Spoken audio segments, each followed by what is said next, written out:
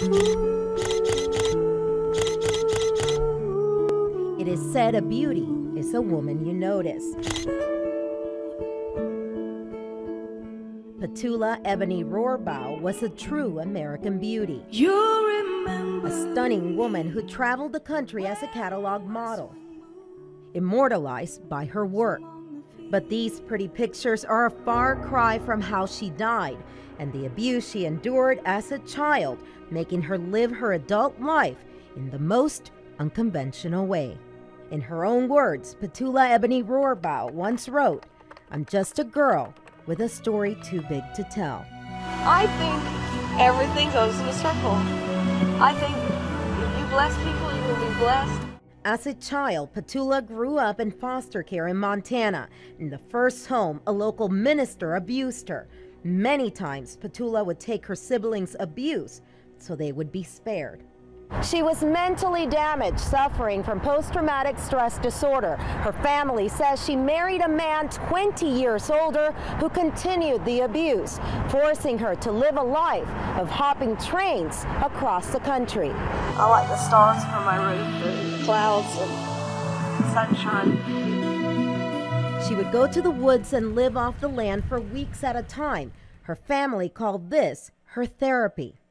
Years later, she would meet her knight in shining armor in San Antonio, a former San Antonio police officer who accepted her for who she was. They married and had a child, but Petulla continued to hop trains to modeling gigs all over the country. By her side, her dog Ashes.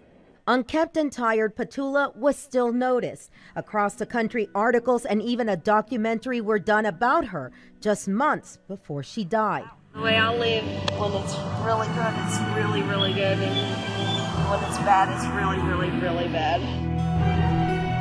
In December of 2010, Petulla was picked up by Border Patrol in Uvalde for riding a train. She had a small amount of marijuana. According to the Texas Commission on Jail Standards, Rohrbaugh was a suicide risk. Apparently there's been some remarks prior to her incarceration that she said, "If you take away my dog, I'm going to kill myself." Charles Fergerio, Uvalde County's attorney, says the comments were not taken seriously. She told the booking officer that if you took my dog away, that I have nothing to live for. Now, a lot of people might think that's not a suicide statement. From a strict policy standpoint of Uvalde County, we should have put her under suicide watch. Petulla seen in jailhouse video using wire from a TV to commit suicide. The jail logs indicated jailers had done all face-to-face checks as mandated. Once we received those logs, we felt that there was some discrepancy. In Texas, a jail suicide screening form must be filled out.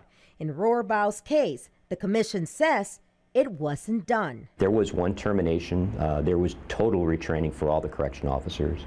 Tim Maloney, the family's attorney, says jailers lack necessary training. When I look at the conduct of what occurred that day, it's just, it's a sordid tale.